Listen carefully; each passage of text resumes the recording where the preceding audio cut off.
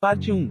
Foi um dia memorável, pois ocasionou grandes mudanças em mim. Mas é assim com todas as vidas. Imagine um dia especial na sua vida e pense como teria sido seu percurso sem ele. Faça uma pausa, você que está lendo, e pense na grande corrente de ferro, de ouro, de espinhos ou flores que jamais o teria prendido não fosse o encadeamento do primeiro elo de um dia memorável. Charles Dickens, Grandes Esperanças. Dias passados, 1897. Lucy Arundel tinha 10 anos quando encontrou o menino na floresta pela primeira vez. Tendo crescido em Londres, Lucy jamais imaginou um lugar como Broceliande. A floresta cercava a mansão Arundel, suas árvores unidas nas copas como cochichadoras atentas, verde escuras no verão, de um dourado queimado no outono. O musgo no solo era tão verde e macio que seu pai dizia servir de travesseiro para fadas à noite, e que das estrelas brancas das flores, que cresciam apenas no país secreto de Idris, eram feitos anéis e pulseiras para suas delicadas mãos. Dames, é claro, dissera a ela que fadas não tinham travesseiros, que dormiam no subterrâneo e que sequestravam menininhas travessas quando estas estavam dormindo. Lucy deu um pisão no pé dele, o que levou o pai a pegá-la no colo e a carregá-la de volta para a casa antes que as crianças iniciassem uma briga. Dames vinha da tradicional e nobre linhagem dos Arundel, mas isso não significava que tinha autorização para puxar as tranças da irmã caçula caso tivesse vontade. Certa noite, já bem tarde, a claridade da lua acordou Lucy. Estava jorrando no quarto dela como leite, projetando barras brancas de luz em sua cama e no piso de madeira encerada. Ela saiu da cama e desceu pela janela, caindo com leveza no canteiro de flores. Era uma noite de verão e sua camisola estava quentinha. Os limites da floresta, logo além dos estábulos onde os cavalos eram mantidos, pareciam brilhar. Ela seguiu flutuando naquela direção como um pequeno espectro. Seus chinelos mal marcavam o musgo conforme ela deslizava entre as árvores. Ela brincou um tiquinho fazendo correntes de flores e pendurando-as em galhos. Depois disso, fingiu ser a Branca de Neve fugindo do caçador. Ela corria pelas árvores emaranhadas e então se virava dramaticamente e arquejava, levando as costas da mão à testa. Você jamais me matará, dizia Lucy, pois sou de sangue real e um dia serei rainha e 2 vezes mais poderosa do que minha madrasta. E cortarei a cabeça dela. Era possível, pensou Lucy mais tarde, que a história de Branca de Neve não terminasse exatamente daquele jeito. Mesmo assim, foi muito divertido, e foi só na 4ª ou 5ª disparada pelo bosque que ela percebeu estar perdida. Não conseguia mais ver a silhueta familiar da mansão Arundel por entre as árvores.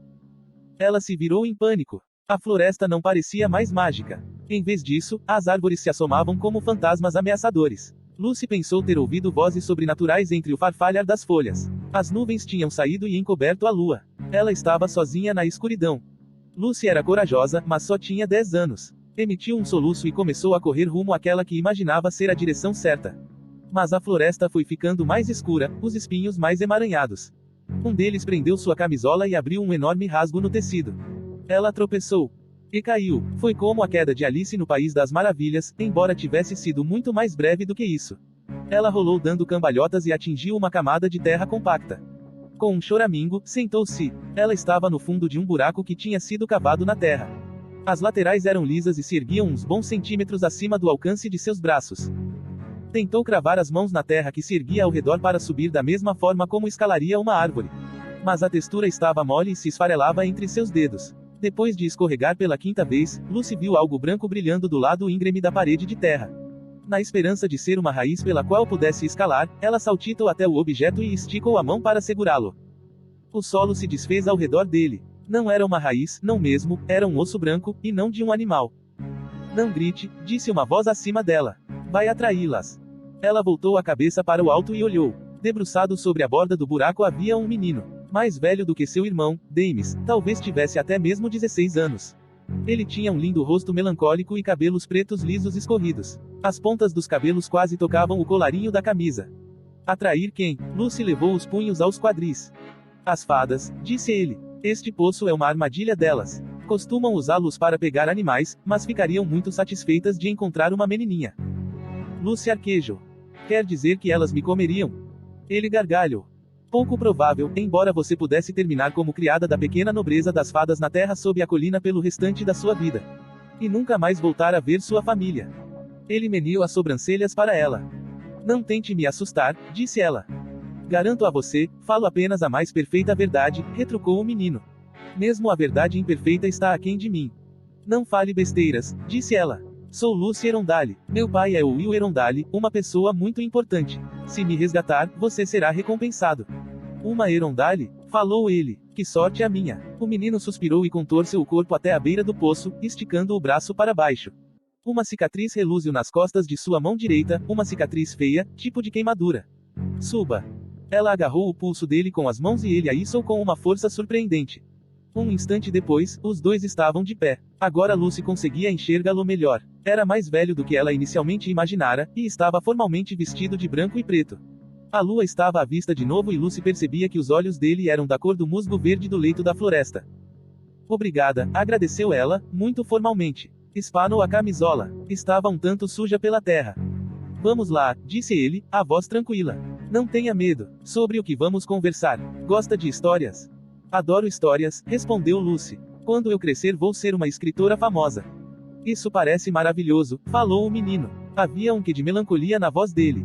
Os dois seguiram caminhando juntos pelas trilhas sob as árvores. Ele parecia saber para onde ia, como se a floresta lhe fosse bastante familiar. Devia ser um Tendelin, pensou Lucy sabiamente. Sabia muito sobre fadas, mas nitidamente não fazia parte do clã delas. Ele a alertara sobre ser sequestrada pelo povo das fadas, provavelmente um fato que acontecera com ele. Mas Lucy não mencionaria isso para não o constranger. Parecia terrível ser um Tendelin, e viver longe de sua família. Em vez disso, ela o envolveu numa conversa sobre princesas e contos de fadas, votando no melhor deles. O tempo mal pareceu passar, até que logo estavam de volta ao jardim da mansão Erondale. Imagino que esta princesa possa encontrar seu rumo até o castelo a partir daqui, disse ele, fazendo uma reverência. Ah, sim, confirmou Lucy, olhando para a janela do seu quarto. Acha que terão notado que estive fora. Ele gargalhou e se virou para ir embora. Ela gritou para o menino assim que ele chegou aos portões. Qual é o seu nome? Quis saber ela. Eu lhe disse o meu. Qual é o seu? Ele hesitou por um momento. Estava todo vestido de branco e preto, como a ilustração de um de seus livros. O menino fez outra reverência, dessa vez mais acentuada e graciosa, do tipo que cavalheiros costumavam fazer um dia. Você jamais me matará, disse ele. Pois sou de sangue real e um dia serei 2 vezes mais poderoso do que a rainha. E um dia cortarei a cabeça dela.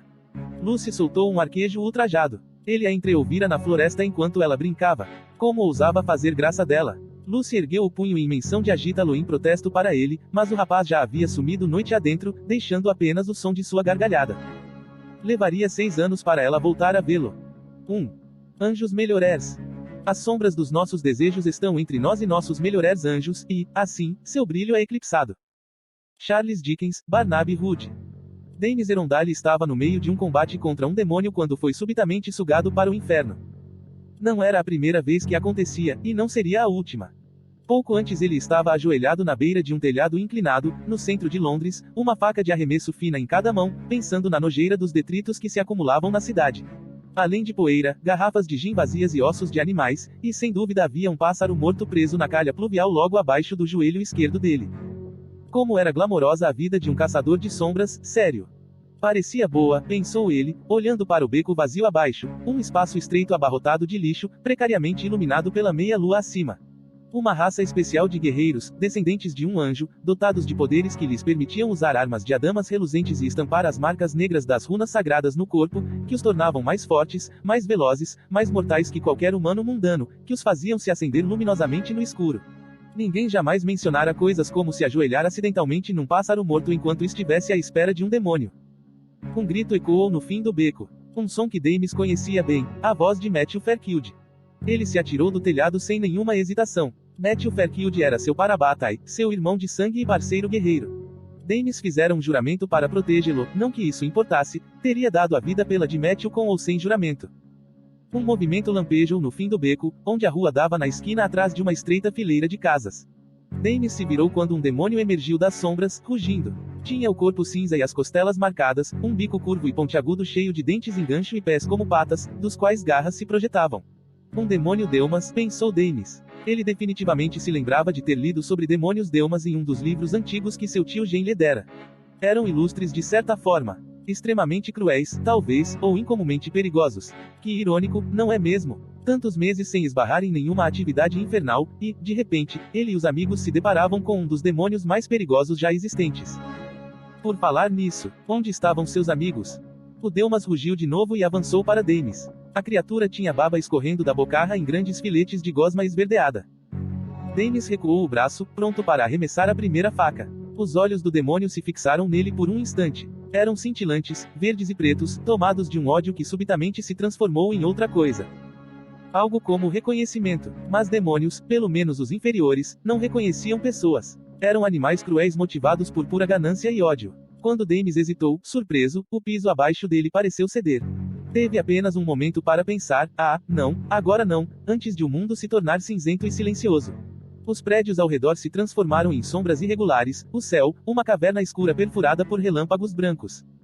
Ele envolveu a faca com a mão direita, não no cabo, mas na lâmina. A descarga de dor foi como um soco, arrancando-o de um estupor. O mundo veio à tona com todo o seu barulho e cor. Mal teve tempo de registrar que o Delmas estava no ar, as garras estendidas para ele, quando um redemoinho de cordas açoitou o céu, prendendo a perna do demônio e puxando-o num tranco. Thomas, pensou Demis, e, de fato, seu amigo incrivelmente alto surgira atrás do Delmas, armado com suas boleadeiras. Atrás dele estava Christopher, armado com um arco, e Matthew, com uma lâmina serafim brilhando na mão. O Delmas desabou no chão com mais um rugido assim que Demis arremessou as duas facas. Uma mergulhou na garganta do bicho, a outra, na testa. Os olhos da criatura reviraram, e ela se contraiu em espasmos, e Demis subitamente se lembrou do que lera sobre demônios Delmas. Matthew, começou ele, bem quando a criatura explodiu, banhando Thomas, Christopher e Matthew com ícor e fragmentos queimados do que só poderia ser descrito como gosma. Gosmentos, lembrou-se Demis tardiamente. Os demônios Delmas eram notoriamente gosmentos. A maioria dos demônios evaporava ao morrer. Não os demônios Delmas. Eles explodiam. Como? Gaguejou Christopher, nitidamente sem palavras. Visco pingava de seu nariz pontiagudo e dos óculos com armação dourada. Mas como? Você quer saber como finalmente conseguimos encontrar o último demônio de Londres, e como ele pode ser o mais nojento? Demis ficou surpreso com a normalidade em sua voz, já estava se esquecendo do lampejo que tivera do mundo das sombras. Pelo menos suas roupas estavam intocadas, pelo visto o demônio explodira para o outro lado do beco. Não é nosso dever questionar, Christopher. Demis teve a sensação de que seus amigos o olhavam com ressentimento. Thomas revirou os olhos. Estava se limpando com um lenço agora parcialmente queimado e coberto de ícor, então não estava ajudando muito. A lâmina serafim de Matthew começava a se apagar. Lâminas serafim, impregnadas com a energia de anjos, costumavam ser a arma mais precisa de um caçador de sombras e sua melhor defesa contra demônios, mas ainda era possível afogar uma delas em quantidade considerável de ícor. Isto é um ultraje, esbravejou Matthew, jogando para o lado a lâmina apagada. Sabe quanto gastei neste colete? Ninguém pediu que você saísse patrulhando demônios vestido de personagem do Oscar Wilde, falou Demis, jogando para ele um lenço limpo. Ao fazer o movimento, sentiu a mão doer. Havia um corte ensanguentado na palma, causado pela lâmina da faca. Ele fechou a mão para impedir que seus companheiros vissem o ferimento. Não acho que ele esteja vestido como figurante, disse Thomas, que tinha voltado a atenção para limpar Christopher. Obrigado, disse Matthew, com uma leve reverência. Acho que está vestido como o personagem principal. Thomas sorriu. Ele tinha um dos rostos mais bondosos que Demis conhecera, e delicados olhos castanho claros. Nenhum dos traços um indicativo de que ele pouparia os amigos de zombaria. Matthew limpou seu cabelo loiro opaco com o lenço de Demis. Esta é a primeira vez em um ano de patrulha que encontramos um demônio, então supus que meu colete provavelmente teria sobrevivido à noite. Não é como se qualquer de vocês também estivesse usando uniforme. Era verdade que os caçadores de sombras costumavam caçar usando uniforme, um tipo de armadura flexível feita de um material preto e forte, semelhante a couro, resistente a ícor, lâminas e afins, mas a falta de presença demoníaca fidedigna nas ruas deixara todos um pouco relaxados com as regras.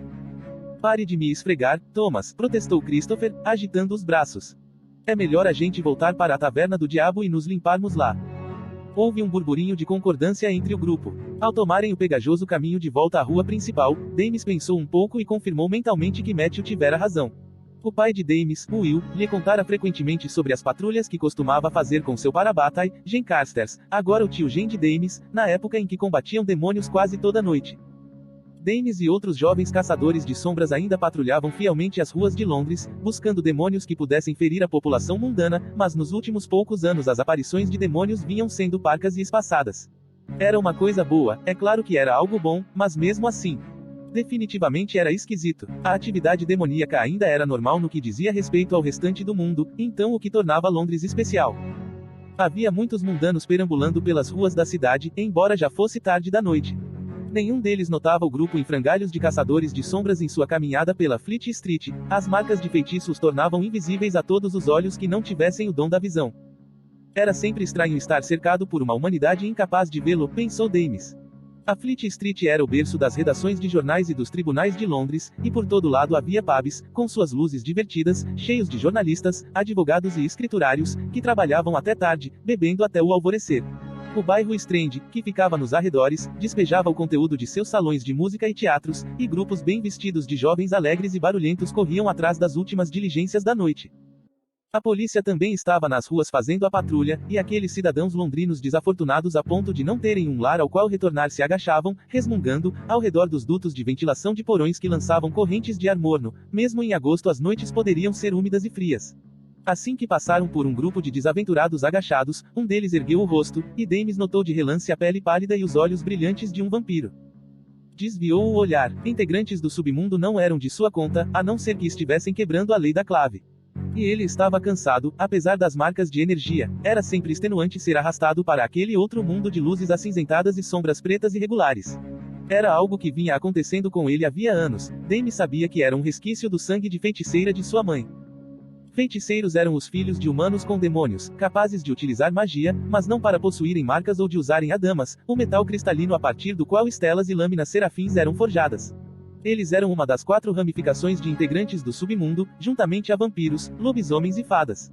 A mãe de Dames, Tessa Erondale, era feiticeira. No entanto, a mãe de Tessa não fora apenas humana, mas uma caçadora de sombras.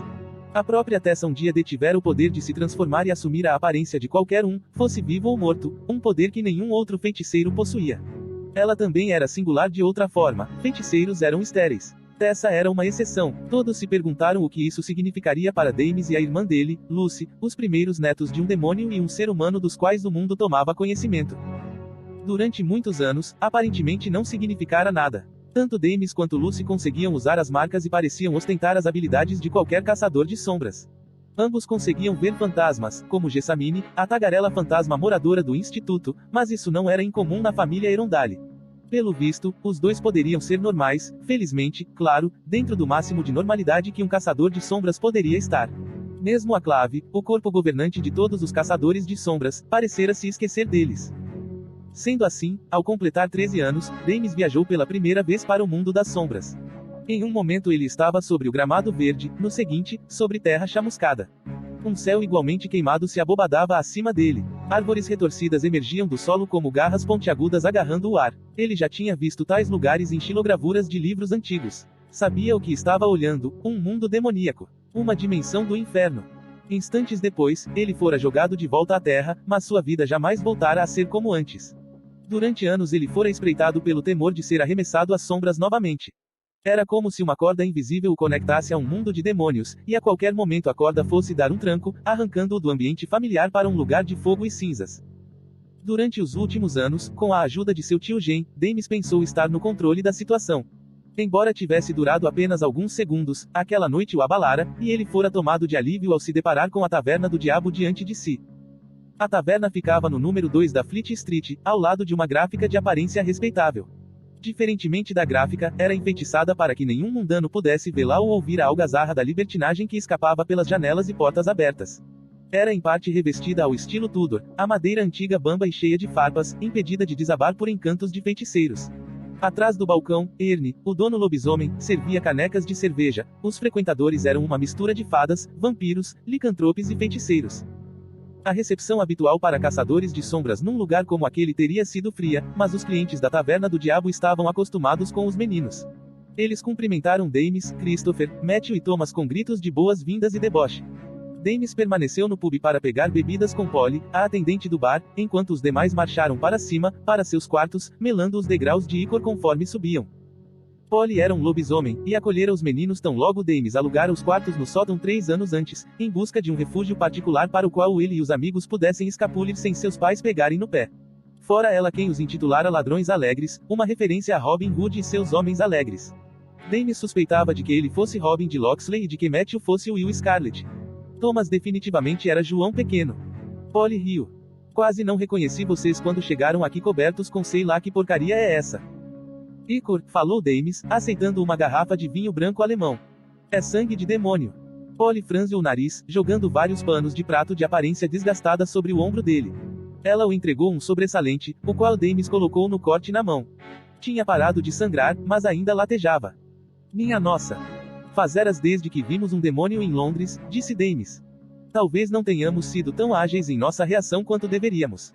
Imagino que estejam todos com medo demais para dar as caras, disse Polly, agradavelmente, virando o rosto para pegar um copo de gin para Pickles, o kelp residente do local. Com medo, repetiu Dames, fazendo uma pausa. Com medo de quê? Polly se sobressaltou. Ah, nada, disse ela, e se apressou para a outra ponta do balcão. Com a testa franzida, Dames subiu. Às vezes os comportamentos dos seres do submundo eram misteriosos. 2 lances de degraus rangentes davam para uma porta de madeira que ostentava uma frase entalhada anos antes: não importa como um homem morre, mas como ele vive. S.J. Dames abriu a porta com o ombro e encontrou Matthew e Thomas já debruçados em volta de uma mesa circular no centro de uma sala com painéis de madeira. Várias janelas, com as vidraças esburacadas e marcadas pelo tempo, davam para a Fleet Street, iluminada por postes de rua intermitentes, e para a Corte Real de Justiça a meio caminho, sombriamente delineada contra a noite nebulosa. A sala era um lugar aconchegante e familiar, com paredes desgastadas, uma mobília caindo aos pedaços e uma fogueira fraca queimando na lareira. Acima da lareira havia um busto de mármore de Apolo, o nariz lascado há muito tempo. As paredes estavam cobertas de livros sobre ocultismo escritos por mágicos mundanos. A biblioteca do instituto não permitia tais coisas, mas Dames as colecionava mesmo assim. Ele era fascinado pelo conhecimento daqueles que não tinham nascido no mundo de magia e de sombras e que, mesmo assim, eram tão intensamente atraídos por ele que aprendiam a forçar a abertura dos portais. Tanto Thomas quanto Matthew já estavam livres do ícor, usando roupas amarrotadas, porém limpas, e os cabelos, o de Thomas marrom arenoso e o de Matthew dourado escuro, ainda úmidos. Dames. Matthew se animou ao ver o amigo. Seus olhos estavam suspeitamente alegres, já havia uma garrafa de brandy pela metade na mesa. Por acaso é uma garrafa de bebida barata que vejo na minha frente? Dames colocou o vinho na mesa no momento em que Christopher surgiu do quartinho do sótão. O quarto já existia antes de eles ocuparem o espaço, ainda havia uma cama, mas nenhum dos ladrões alegres fazia uso do cubículo para algo que não fosse se limpar e guardar armas e mudas de roupas. Dames, disse Christopher, parecendo satisfeito. Achei que tivesse ido para casa. Por que diabos eu iria para casa? Dames se sentou ao lado de Matthew e jogou os panos de prato de Polly na mesa. Não faço ideia, respondeu Christopher alegremente, puxando uma cadeira. Mas poderia ter ido. As pessoas fazem coisas estranhas o tempo todo. Tivemos uma cozinheira que saiu para fazer compras e foi encontrada 2 semanas depois no Regent's Park. Tinha se tornado cuidadora no zoológico. Thomas ergueu as sobrancelhas. Dames e o restante do grupo nunca sabiam se deveriam acreditar nas histórias de Christopher. Não que ele fosse um mentiroso, mas quando se tratava de qualquer coisa que não fossem beckers e tubos de ensaio, ele tendia a dispensar só uma fração de sua atenção. Christopher era filho da tia de Dames, Cecily, e do tio Gabriel. Tinha a mesma estrutura óssea delicada dos pais, cabelo castanho escuro e olhos que poderiam ser descritos como da cor de lavanda. Um desperdício em forma de menino, dizia Cecily com frequência, com um suspiro martirizado. Christopher tinha tudo para ser popular com as meninas, mas os óculos de lentes grossas obscureciam a maior parte do seu rosto, e ele tinha sempre pólvora incrustada sob as unhas. A maioria dos caçadores de sombras via as armas mundanas com desconfiança ou desinteresse, a aplicação de marcas ao metal ou às balas evitava que a pólvora queimasse, e armas sem marcas eram inúteis contra demônios. Christopher, no entanto, era obcecado pela ideia de adaptar armas de fogo aos propósitos dos Nephilim. Dames tinha de admitir que a ideia de instalar um canhão no telhado do instituto tinha seu apelo. Sua mão, disse Matthew, subitamente, inclinando-se e fixando os olhos verdes em Dames. O que aconteceu? Foi só um corte, falou Dames, abrindo a mão. O ferimento era longo e diagonal na palma. Quando Matthew pegou a mão de Dames, a pulseira de prata que sempre enfeitava o pulso direito deste tilintou contra a garrafa de vinho na mesa. Você devia ter me contado, queixou-se Matthew, levando a mão ao colete em busca da Estela. Eu teria resolvido lá no beco mesmo. Esqueci, disse Dames. Thomas, que estava passando o dedo pela borda do próprio copo sem beber, questionou. Aconteceu alguma coisa? Thomas era irritantemente perceptivo. Foi muito rápido, disse Dames com certa relutância. Muitas coisas que são muito rápidas também são muito ruins, retrucou Matthew, tocando a pele de Dames com a ponta da Estela. Guilhotinas descem muito rápido, por exemplo. Quando os experimentos de Christopher explodem, costuma ser muito rápido. Obviamente eu não explode, nem fui guilhotinado, disse Dames. Eu fui para o mundo das sombras. Matthew ergueu a cabeça de súbito, embora a mão tenha permanecido firme conforme a iratise, uma marca de cura, ia tomando forma na pele de Dames. Dava para sentir a dor na mão começando a diminuir. Achei que essa coisa toda tivesse acabado, disse Matthew. Achei que Jen tivesse ajudado você.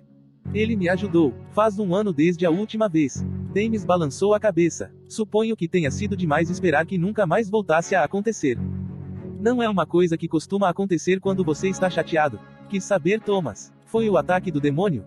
Não, disse Dames, rapidamente. Não, não consigo imaginar. Não, Dames estivera quase ansioso pela luta. Tinha sido um verão frustrante, o primeiro em mais de uma década que ele não passara com a família em Idris.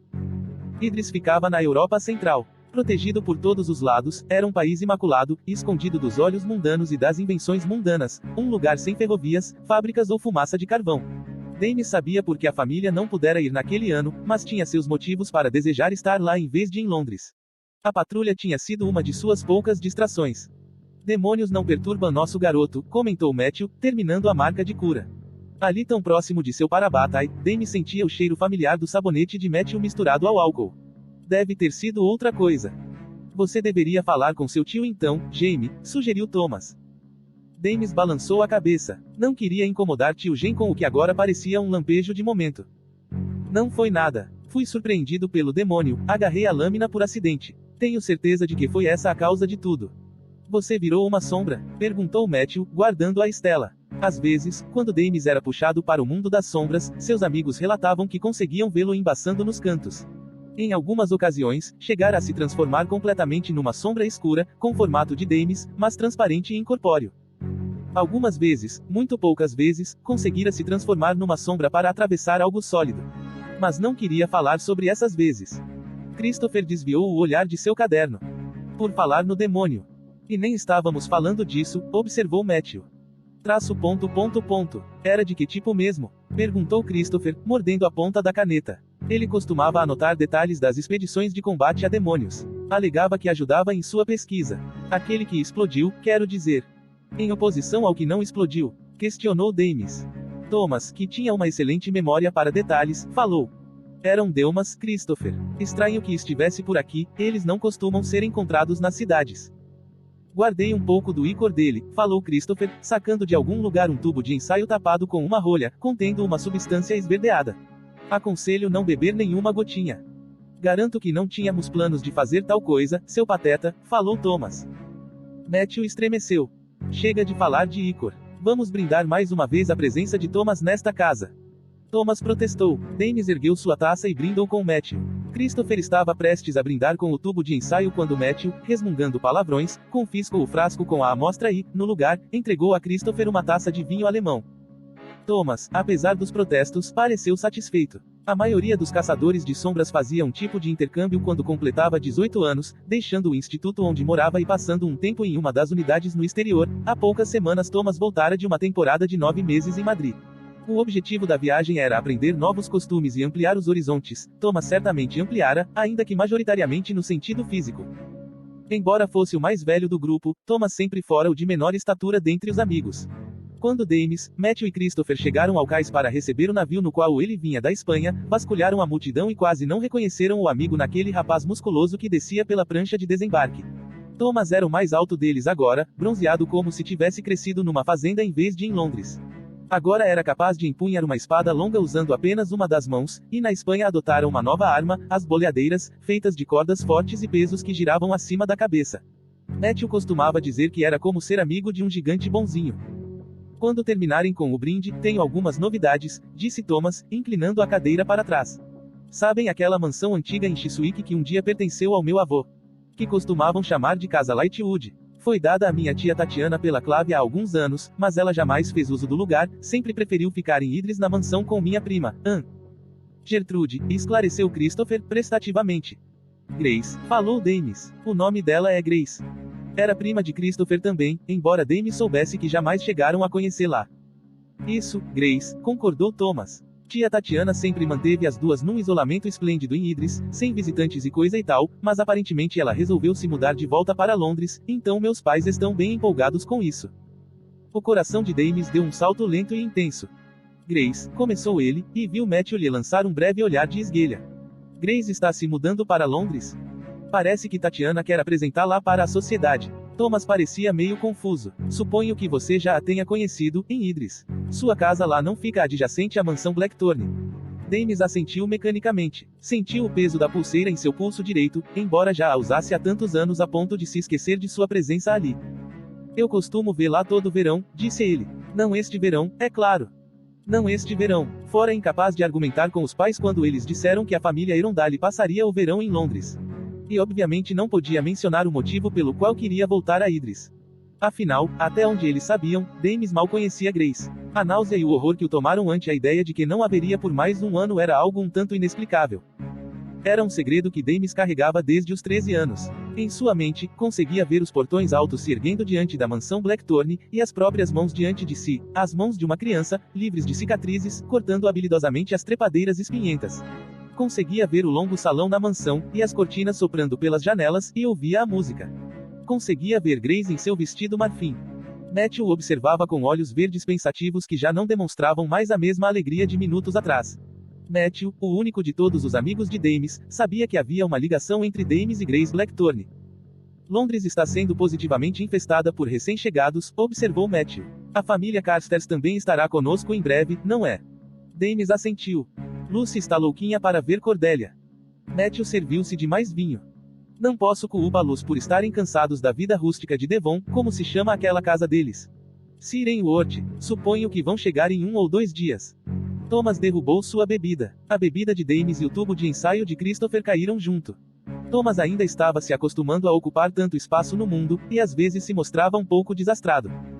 Todos os membros da família Carstairs estão vindo, é isso? Perguntou Thomas. Elias Carstairs não vem, respondeu Matthew. Elias era o pai de Cordelia. Mas Cordelia, é claro. Ele parou de falar sem qualquer discrição. Ah, inferno, praguejou Christopher. Alastair Carstairs. Transpareceu vagamente enjoado. Não estou me lembrando errado. Ele é um remédio amargo. Remédio amargo, é um belo eufemismo, disse Dames. Thomas limpava a bebida derramada, Dames o fitou com preocupação. Thomas sempre fora um menino tímido e franzino na escola, e Alastair, um valentão mimado. Podemos evitar Alastair, Tom. Não temos motivos para convivermos com ele, e não creio que ele esteja ansioso por estar em nossa sociedade também. Thomas gaguejou, mas não em resposta ao que Dames dissera. O conteúdo do tubo de ensaio derramado de Christopher tinha ganhado um tom roxo amarronzado intenso e começava a corroer a mesa. Todos saltaram para pegar os panos de prato de Polly. Thomas atirou uma jarra de água na mesa, encharcando Christopher, e Matthew se dobrou de tanto rir. Preciso dizer, falou Christopher, afastando o cabelo molhado dos olhos. Acho que isso funcionou, Tom. O ácido foi neutralizado. Thomas balançava a cabeça.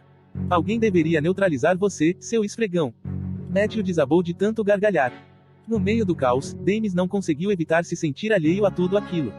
Durante tantos anos, em tantas centenas de cartas secretas entre Londres e Idris, ele e Grace tinham jurado um ao outro que um dia ficariam juntos, que um dia, quando fossem adultos, eles se casariam, fossem seus pais coniventes ou não, e viveriam juntos em Londres.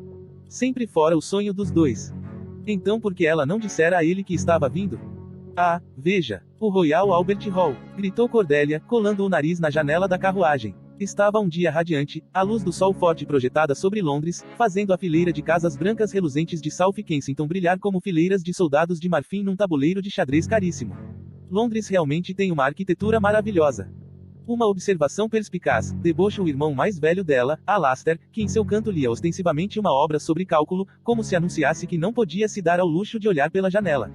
Tenho certeza de que ninguém jamais comentou sobre os prédios de Londres. Cordelia o fitou com desprezo, mas nem assim ele ergueu o rosto. Será que Alastair não percebia que ela só estava tentando animar a todos? A mãe deles, Sona, se recostava exausta, contra a lateral da carruagem, exibindo olheiras, sua pele marrom e geralmente radiante um tanto pálida. Cordelia estava preocupada com a mãe havia umas boas semanas, desde que chegara a Devon uma notícia sobre seu pai, vinda diretamente de Idris. A questão, Alastair, é que agora estamos aqui para morar, não para visitar. Vamos conhecer gente, poderemos receber visitas, não precisamos ficar no instituto, muito embora eu preferisse ficar perto de Lucy. E de Dames, falou Alastair, sem tirar o olhar do livro. Cordelia trincou os dentes. Crianças. A mãe de Cordelia olhou para os dois com reprovação. Alastair pareceu ressentido, estava a um mês de seu aniversário de 19 anos e, ao menos em sua cabeça, ele certamente não era mais uma criança. Isso é um assunto sério. Como vocês bem sabem, não estamos em Londres por diversão. Estamos em Londres em nome da nossa família. Cordelia trocou um olhar menos hostil com o irmão. Ela sabia que ele também estava preocupado com Sona, embora jamais fosse admitir. E agora se perguntava pela milionésima vez o quanto ele estaria sabendo da situação com o pai. Cordelia sabia com igual convicção que ele não só estava mais ciente dos fatos do que ela, como também jamais lhe dirigiria a palavra sobre o assunto. Sentiu uma leve pontada de animação quando a carruagem deles parou junto ao número 102 da Cornwall Gardens, diante da fileira de grandiosas casas vitorianas brancas com o número pintado de um preto austero na pilastra mais à direita. Havia várias pessoas de pé no alto dos degraus da entrada, sob o pórtico. Cordelia imediatamente reconheceu Lucy Erondale, um pouco mais alta agora do que desde a última vez que Cordelia a vira. O cabelo castanho claro estava preso sob o chapéu, e o casaco e a saia azul claros combinavam com os olhos. Ao lado dela, mais duas pessoas. Uma era a mãe de Lucy, Tessa Erondale, a famosa, pelo menos entre os caçadores de sombras, de todo modo, esposa de Will Erondale, que coordenava o Instituto de Londres. Aparentava ser só um pouco mais velha do que a filha. Tessa era imortal, uma feiticeira com o dom da transformação, e não envelhecia. Ao lado de Tessa estava Damis. Cordelia se lembrou, certa ocasião, ainda era uma menina, quando fez menção de acariciar um cisne no lago próximo à sua casa. A ave a atacou, atingindo seu tronco e derrubando-a. Durante uns bons minutos ela ficou deitada na grama, engasgada e tentando recuperar o fôlego, apavorada com a possibilidade de não conseguir voltar a respirar. Provavelmente não era a coisa mais romântica do mundo dizer que toda vez que ela via Damis Erondale, sentia como se estivesse sendo atacada por uma ave daquelas, mas era a mais pura verdade. Ele era lindo, tão lindo que ela se esquecia de respirar quando olhava para ele. Damis tinha cabelos pretos bagunçados e embaraçados, mas que pareciam macios ao toque, e seus longos cílios escuros adornavam os olhos de cor mel ou âmbar. Agora que ele estava com 17 anos, tinha crescido e superado seu eu mais jovem e desengonçado e estava esguio e lindo, perfeitamente composto, como uma maravilhosa obra arquitetônica. Aff! Os pés dela atingiram o chão e Cordelia quase tropeçou. Sabe-se lá como tinha aberto a porta da carruagem, e agora estava de pé na calçada. Bem, cambaleando, na verdade. Se esforçando para manter o equilíbrio sobre as pernas que tinham adormecido depois de horas em desuso. Damis brotou ali instantaneamente, a mão no braço dela, segurando-a. Daisy, disse ele, tudo bem. O apelido dele para ela, a palavra em inglês para Margarida, a flor. Ele ainda se lembrava. Só meio desajeitada. Ela olhou em volta, corando. Eu esperava me apresentar de maneira mais graciosa. Nada com que se preocupar. Ele sorriu, e o coração de Cordelia se revirou. As calçadas de South Kensington são cruéis. Eu mesmo já fui atacado por elas mais de uma vez. Responda com alguma coisa inteligente, disse ela a si mesma. Diga algo engraçado. Mas ele já havia se voltado para o outro lado, meneando a cabeça para Alastair. Damis e Alastair não se gostavam na academia, Cordelia sabia disso, embora a mãe dela não tivesse essa noção. Sona sempre considerara Alastair muito popular. Veja só quem está aqui, Alastair. A voz de Damis estava curiosamente inexpressiva. E você parece. Ele olhou para os cabelos loiro-amarelados de Alastair com alguma surpresa. Cordelia aguardou que ele continuasse, com grande esperança de que fosse dizer, você parece um nabo, mas ele não disse. Você parece bem, concluiu Damis. Os rapazes se entreolharam, calados, e então Lucy correu escadaria abaixo e abraçou Cordelia. Estou tão feliz em ver você, disse ela, ofegante. Para Lucy, tudo era sempre tão alguma coisa, fosse algo lindo, emocionante ou terrível. Querida Cordelia, nós nos divertiremos tanto. Lucy, Cordelia e a família dela vieram para Londres para que vocês duas possam treinar juntas, disse Tessa, com a voz carinhosa. Terão uma boa dose de trabalho e responsabilidade.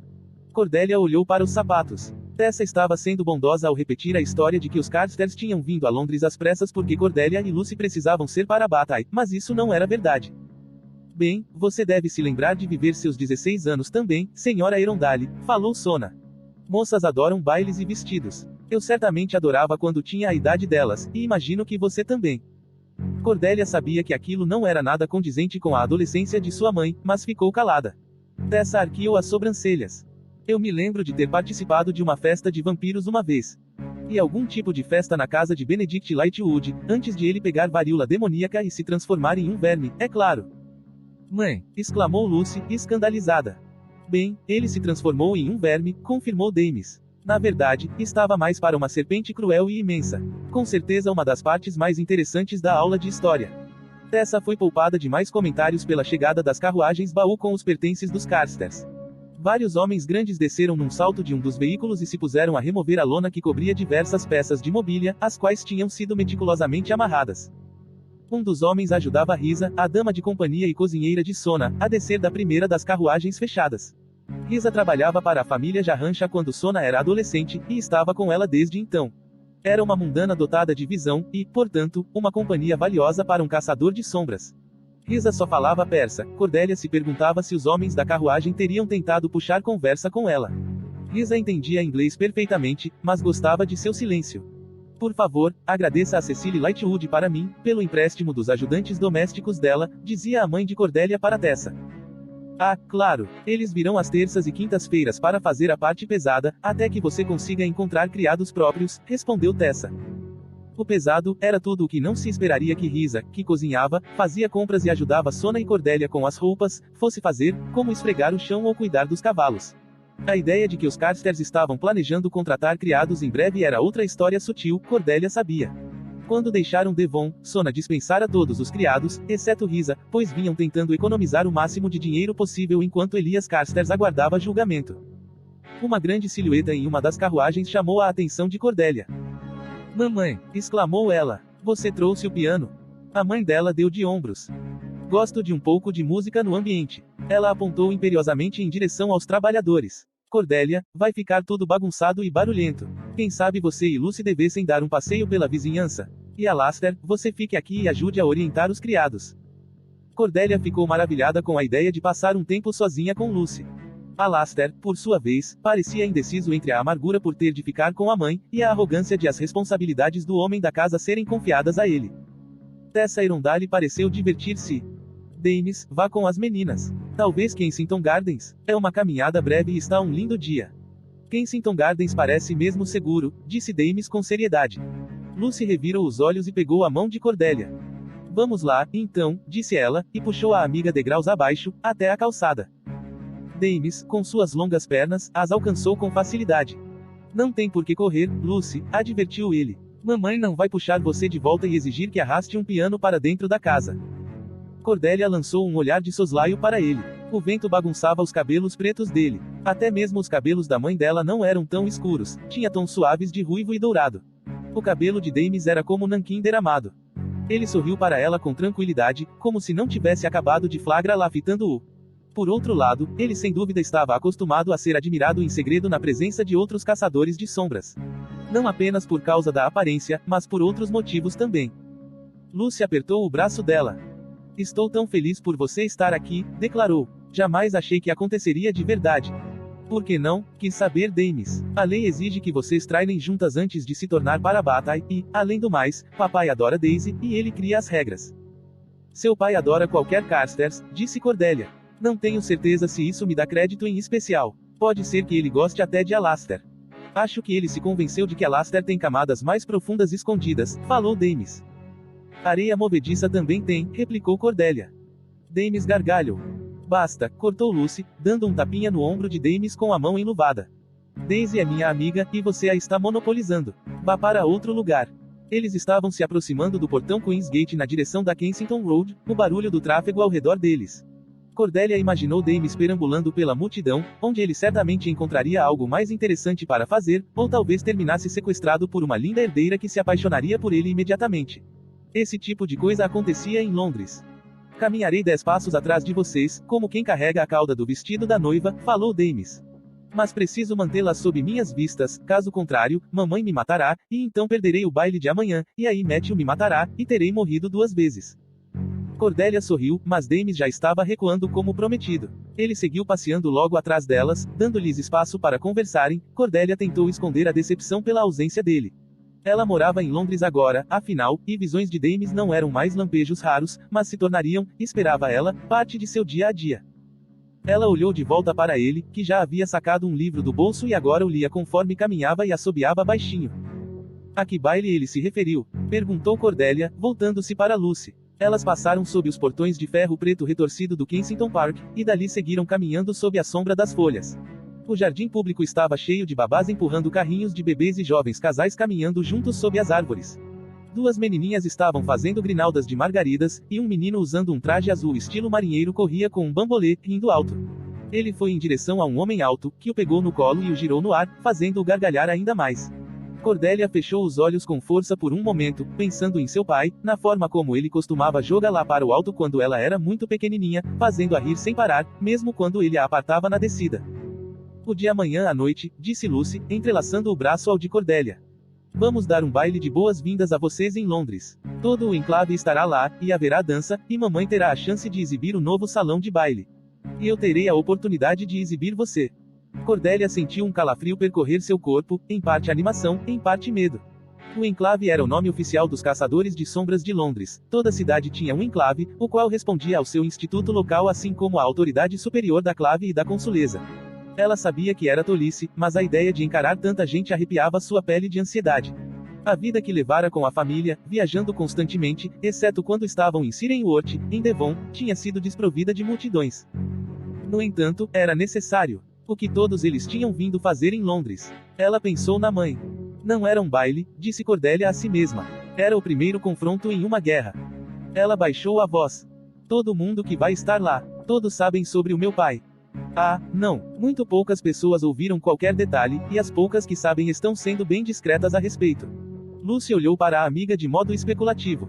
Você estaria disposta? Se me contasse o que aconteceu, eu juro que não compartilharia com Vivalma, nem mesmo Dames. Cordelia sentiu o peito doer, do jeito que sempre doía quando pensava no pai. Mas precisava contar aquilo a Lucy, e também precisaria contar aos outros. Não seria capaz de ajudar seu pai, a não ser que fosse direta ao exigir o que queria. Há cerca de um mês, meu pai foi até Idris, começou ela. Era tudo muito secreto, mas um ninho de demônios craviade fora descoberto logo nos limites da entrada do país. Sério, falou Lucy. Eles são terríveis, não são? Devoradores de homens? Cordelia assentiu. Tinham massacrado praticamente uma matilha de lobisomens. Foram os lobos, na verdade, que levaram a notícia a Alicante. A consuleza reuniu uma força expedicionária de Nephilim e chamou meu pai por causa do conhecimento dele sobre demônios raros. Junto a 2 dos integrantes do submundo, ele ajudou a planejar a expedição para matar os craviades. Isso parece muito emocionante, disse Lucy. E que maravilhoso trabalhar com integrantes do submundo desse jeito. Deve ter sido, falou Cordelia. Ela olhou para trás, Dames estava a uma boa distância, ainda lendo. Não daria para ouvi-las de jeito nenhum. A expedição fracassou, os demônios craviade tinham fugido, e os Nephilim tinham invadido um território que um clã de vampiros acreditava ser deles. Houve uma batalha, bem feia. Lucy empalideceu. Pelo anjo, alguém foi morto? Vários Nephilim foram feridos, disse Cordelia.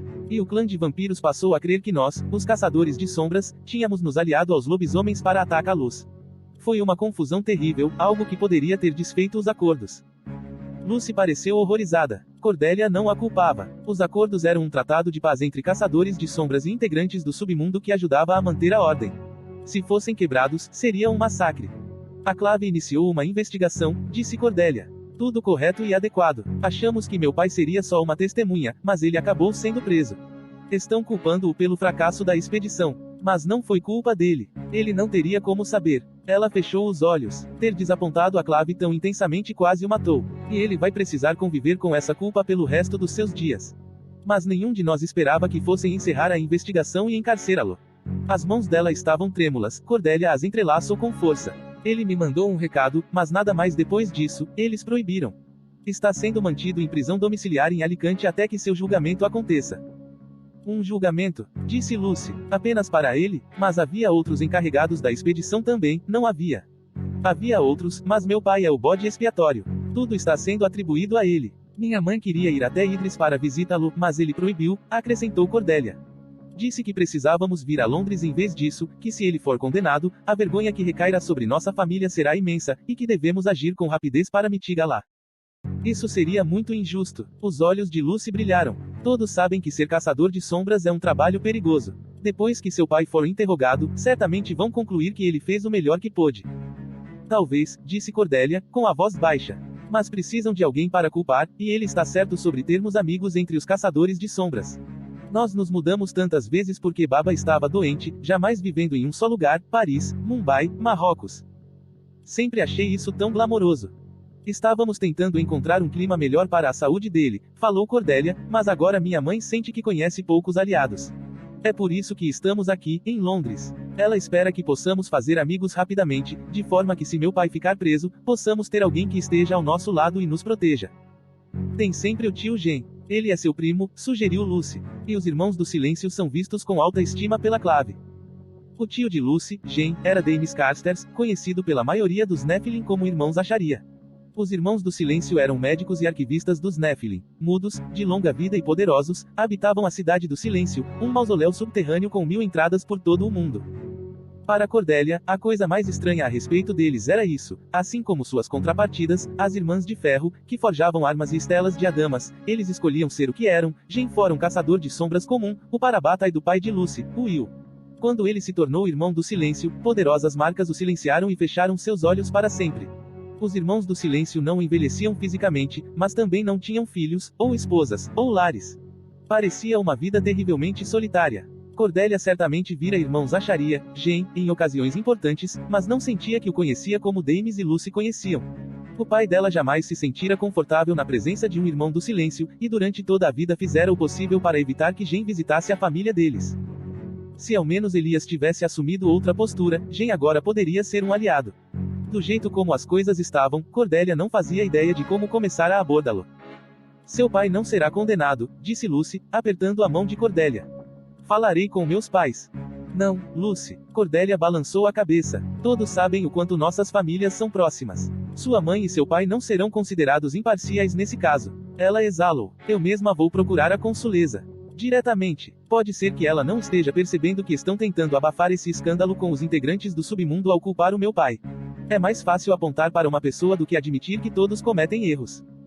Lucy assentiu. A tia Charlotte é tão bondosa, não consigo imaginar que não vá ajudar. Tia Charlotte era Charlotte Fairchild, a primeira mulher a ser eleita consuleza.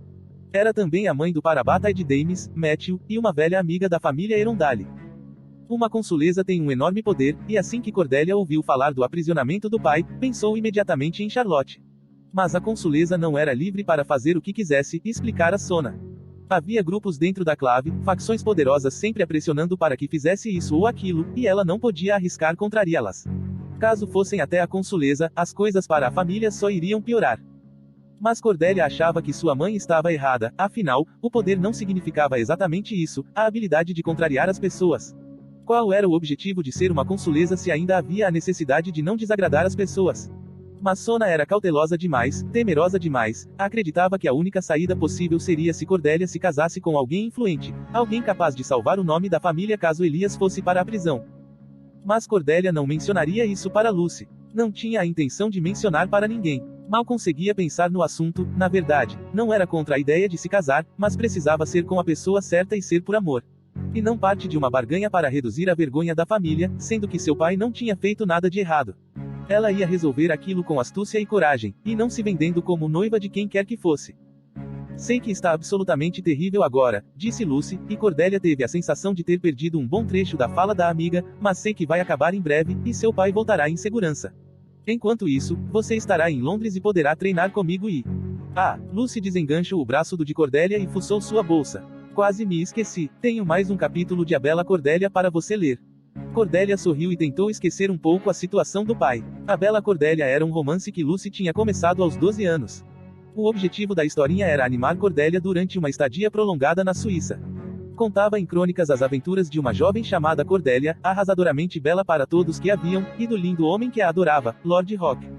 Infelizmente, o casal foi separado quando a Bela Cordélia foi sequestrada por piratas, e desde então ela vinha tentando encontrar seu caminho de volta para o amado, embora sua jornada sempre fosse interrompida por muitas aventuras, bem como por tantos outros homens atraentes, que sempre se apaixonavam por ela e sonhavam com casamento, a ponto de a verdadeira Cordélia perder a conta. Todo mês, fielmente, durante 4 anos, Lucy enviava por correio um novo capítulo a Cordélia, que se aninhava com as aventuras românticas de sua contrapartida fictícia e se perdia na fantasia por um tempo. Maravilhoso, disse ela, pegando as folhas de papel. Mal posso esperar para ver se Cordélia escapa do maligno rei bandido. Bem, no fim das contas, o rei bandido não é totalmente maligno. Veja bem, ele é o filho mais jovem de um duque que sempre foi. Desculpe, encerrou Lucy, envergonhada, diante do olhar de censura de Cordélia. Esqueci que você odeia ouvir a história antes de ler. Odeio mesmo. Cordélia bateu no braço da amiga com o manuscrito enrolado. Mas obrigada, querida, lerei assim que tiver um tempinho. Ela olhou para trás. Será que, quero dizer, quero conversar a sós com você também, mas não estamos sendo terrivelmente rudes ao pedir que seu irmão fique alguns passos atrás de nós. De forma alguma, garantiu Lucy. Olhe para ele. Está bem distraído, lendo.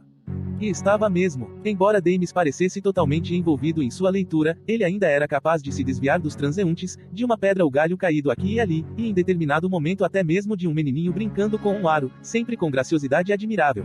Cordélia desconfiava que se tentasse tal proeza, certamente teria se chocado contra uma árvore. Você tem tanta sorte, disse Cordélia, ainda olhando para Dames.